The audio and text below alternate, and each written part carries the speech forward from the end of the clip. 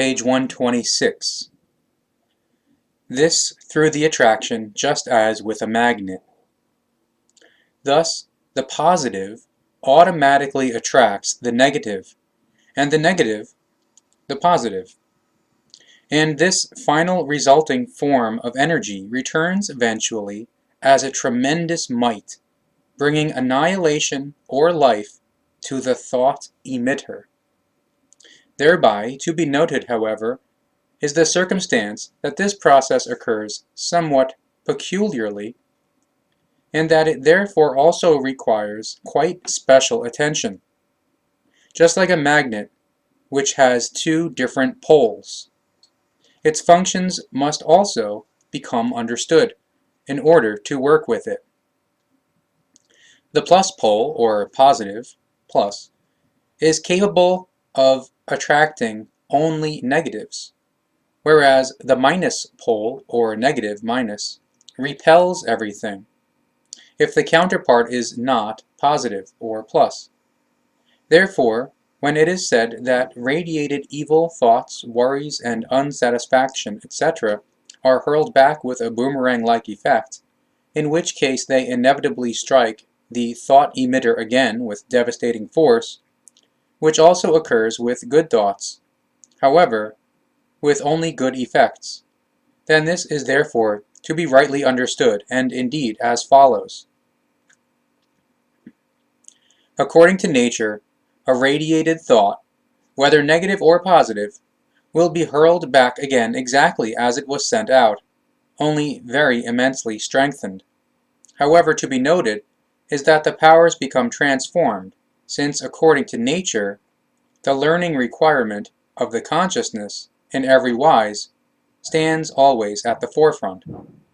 Therefore, when a boomerang-like effect is spoken of, then it is thus to be understood that the boomerang is hurled away and caught again. The boomerang in this case represents the thoughts, and the power of the hurl is quite simply the power of the thought emission. When the boomerang comes back to the hurler, he or she then again catches the same boomerang, or thoughts, which he or she has hurled away or sent out. However, the power which hits the boomerang hurler, or thought emitter, by the catching of the returning boomerang, or thoughts, has changed or transformed itself during the return flight, namely into a striking power, or thought return reception. So the substance of the boomerang, or thought, thus remains the same, whereas the hurling power, or thought-emitting power, transforms itself into a recoil power, or thought return power. Therefore, while the hurling away requires only physical power, purposefulness, and no pain, the catching again of the boomerang on the return flight requires great skillfulness, courage, and the acceptance of the not-to-be-overlooked pain of the blow of the catch. Therefore, this is how the hurling power transforms itself into a striking power, whereas the boomerang itself remains in its material form. This preceding nature-conditioned example also works along the same lines as the consciousness powers. Therefore, if a positive thought is radiated, it transforms itself in its power form and hits the thought emitter negatively. So it also occurs with the emission of a negative thought, which, however, hits the thought emitter positively. It appears as a paradox, but it is not such, because the whole process is completely logical, correct, and nature-conditioned. The consciousness needs the positive as well as the negative. Consequently, a way must be pursued which ensures the positive as well as the negative. So it is therefore forcibly conditioned that upon a negative thought emission, a positive thought reception occurs, which consequently is the case again, also in the reverse form. Inevitably, thus according to nature, for the positive, the negative, and for the negative, the positive must be harvested, which then must be processed according to its form. That which is received again means new working material for the consciousness and the thoughts. Negatives again become transformed into positives, and positives again into negatives, through the thought work up to the positive equalizedness. Would only positive for positive and only negative for negative be harvested, and no resulting equalizedness, then automatically the thought material would run out and the whole thinking ability would suddenly lie dormant.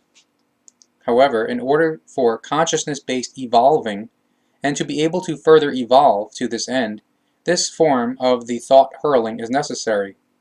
When positive is sent out, negative is harvested for it.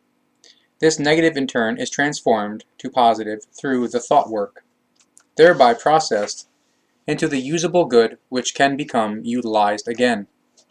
This process repeats itself again and again without ever stopping, and it occurs equally so with the negative. The process is exactly the same.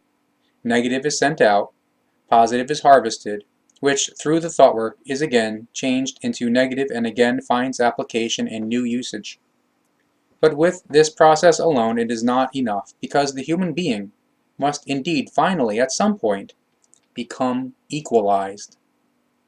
Consequently, with each train of thought, useful negative and positive cognitions separate, which settle themselves as effective knowledge in the subconsciousness and can never again be lost. This knowledge forms the consciousness potential, which consists of positive and negative in equal parts. Therefore, two different components which, when unified, form a whole.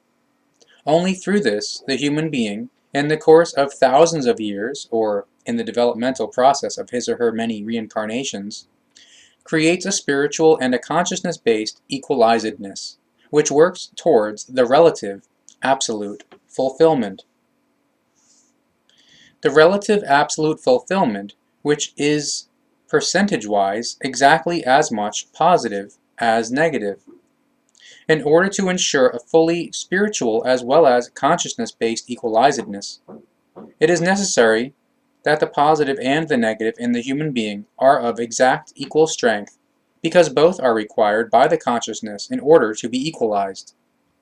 Positive and negative are therefore necessary to life, only they must be brought to a normal state and become freed of Ausartungen. Even the primal creation lives in the consonance with positive and negative. Consequently, its creation, the human spirit, is identically formed. If there was only one component, thus only positive or only negative, then the consciousness would not be able to evolve itself. Vain idiocy and absolute disinterest would prevail. For how could a creation be created if no knowledge and no interest for it exists? After thinking about this thoroughly, it results, logically, also that an idiotic irrational teaching must exist when it is claimed that the human being should only be good and submissive, in the sense that he or she must endure everything which simply befalls him or her, wanted or unwanted. The human being should be good and submissive as such actually, as well as in the spirit and in the consciousness. However, this is truthfully quite certainly not so. He or she should not be good and submissive in the form which the religions teach, because this way brings only the consciousness-based and bodily ruin. The creation itself demands of the spirit and of the consciousness to be positive and negative, and thereby equalized. Therefore already the irrational teachings of the religions are thereby recognizable and reveal that they are only the destructive machination of primitive thinking human beings, the work of primitive power hunger in delusion and charlatanry. It is quite right that in certain ways specific thoughts come back identically, simply as they were sent out, in the sense that positive comes back as effective positive, and negative as effective negative. But this process is based on a deception, and then only takes place when the thoughts lie in a relevant area that is feeling-based conditional, in which the consciousness has already accepted as cognition.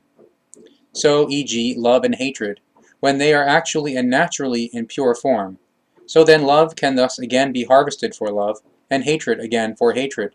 But here again be attentive, that such thinking processes are no longer purely mental, but are simply already built up in a feeling-based and emotional manner. Thoughts can only be divided into two kinds, namely into positive or negative. In addition to the natural minus in wider form and relative to the thinking, negative also means evil, ungood, negating, doubting thoughts. These undermine the morale, the psyche, and the advancement. Like magnets, they attract negative human beings who bring harm and ill will. Every form of failure and disharmony find entrance into the life. Power and health become weakened.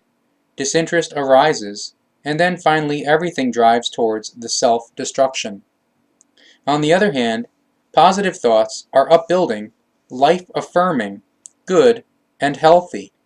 They form the plus and strengthen the good character, attract desired human beings, helpers, and true friends. Success and happiness become the natural companions.